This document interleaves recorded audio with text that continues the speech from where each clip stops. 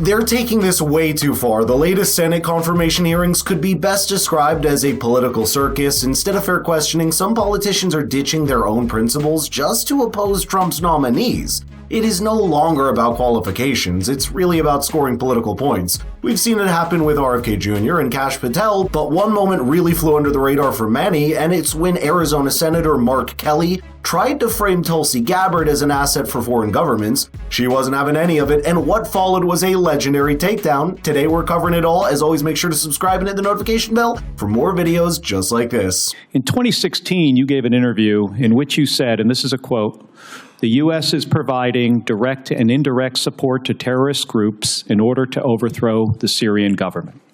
And in 2019, on the Democratic presidential debate stage, you said of President Trump, this is a quote, "This current president is continuing to betray us. We were supposed to be going after al-Qaeda, but over years now, not only have we not gone after al-Qaeda, our president is supporting al-Qaeda." So I'm interested to hear, what was your goal in saying these things? And did you consider, before saying them, the motives of Iran and Russia, what their motives might have been before making these claims? This might sound like a question of a concerned senator, but that couldn't be further from reality. You see, what he's trying to do is set up a trap, and in case Tulsi takes the bait, the follow-up question would be, what do you say about the allegations that you're an asset to foreign governments? Which, by the way, was a rumor started by Hillary Clinton, and according to Politico, it was made as a sort of political revenge because Tulsi endorsed Bernie Sanders over Hillary as the 2016 Democrat presidential candidate. Now that we have that out of the way, let's hear Tulsi's response to the loaded questions. Senator, as someone who enlisted in the military specifically because of al-Qaeda's terrorist attack on 9/11 and committing myself and my life to doing what I could to defeat these terrorists, it was shocking and a betrayal to me and every person who was killed on 9/11, their families and my brothers and sisters in uniform. When, as a member of Congress, I learned about President Obama's dual programs that he had begun really to overthrow the regime of Syria, and being willing to, through the CIA's Timber Sycamore program that has now been made public, of working with and arming and equipping al-Qaeda in an effort to overthrow that regime, starting yet another regime change war in the Middle East. DoD train and equip program, again, begun under President Obama, is widely been known, looked at, and studied, that ultimately resulted in over $500 million being used to train who they called moderate rebels, but were actually fighters working with and aligned with al-Qaeda's affiliate on the ground in Syria. She is right. Operation Timber Sycamore began in 2013 after Obama authorized it at the cost of over $1 billion, by which Syrian rebels were to be trained and armed in Jordan and Turkey. The New York Times even reported that, quote, "At one point Jordanian intelligence officers pilfered stockpiles of weapons the CIA had shipped into the country for the Syrian rebels, selling them on the black market." The same article also mentioned once CIA-trained fighters crossed into Syria, CIA officers had difficulty controlling them, with some even joining Jabhat al-Nusra, which was also al-Qaeda's branch in Syria, later rebranding to HTS and currently ruling the country. Take, for example, Suhail Mahmoud Mohammed, who is, quote, famed for his precise operation of the US-made anti-tank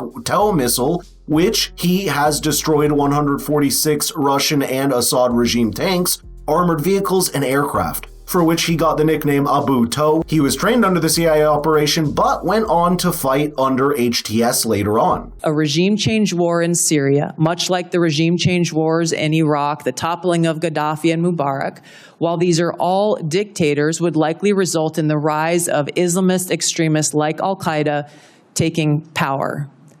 I shed no tears for the fall of the Assad regime, but today we have an Islamist extremist who is now in charge of Syria, as I said, who danced on the streets to celebrate the 9/11 attack. I understand. Why that should be acceptable to anyone is beyond me. It shouldn't is be. certainly and not in our interests. I appreciate. Again, bingo, and this has been proven to be right time and time again. Remember the Mujahideen in Afghanistan that the CIA funded to fight against the Soviets? Yeah, those rebels were quick to rebrand to the Taliban, and the country was the birthplace of Al-Qaeda. And what about Operation Ajax, by which the CIA and British overthrew Iran's democratically elected government to get more oil? One can make the argument that this particular operation started a domino effect that led to Khomeini's rise to power, and its effects are still visible in the Middle East. I can go on for hours, but you get the point. Despite seeing Tulsi's logical response, Senator Kelly decided he still had an agenda to push and followed up with this question.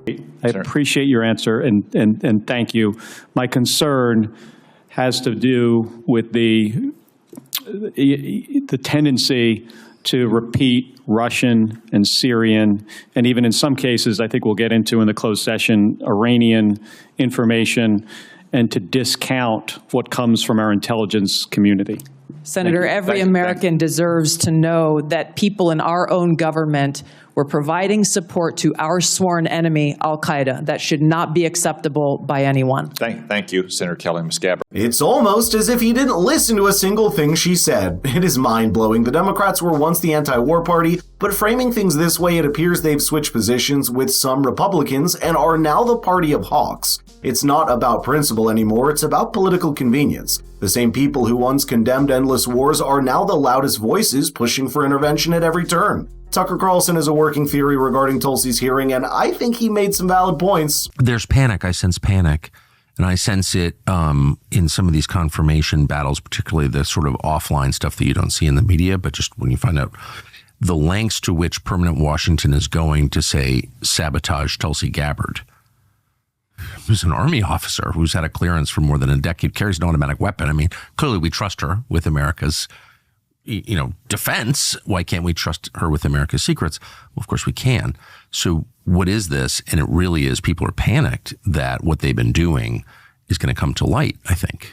Well, they should be panicked, because if you read the executive order on the weaponization of government, it specifically empowers the Director of National Intelligence to conduct a wide-ranging report into the possible misdeeds of the entire intelligence community, and orders her to come up with anything negative that they can find. Holy shit. So can you imagine? No. Right? I mean, that's like trying to make a list of everything. She'll be doing. Exactly. We've seen them lose their minds over US aid, and now they're terrified the same thing could happen within the intelligence agencies. Honestly, I say let it happen. There's been too much going on behind the scenes for far too long, and it's about time we start course correcting. These agencies were meant to serve the American people, not operate as unaccountable entities with their own agendas. The idea that even questioning their actions sparks outrage tells you everything you need to know. But I'd love to know your thoughts here, so let's get the conversation rolling in the comments down below. And if you want your friends to be as informed as you, please share the video with them. Thank you so much for watching, and I'm going to see you in the next one.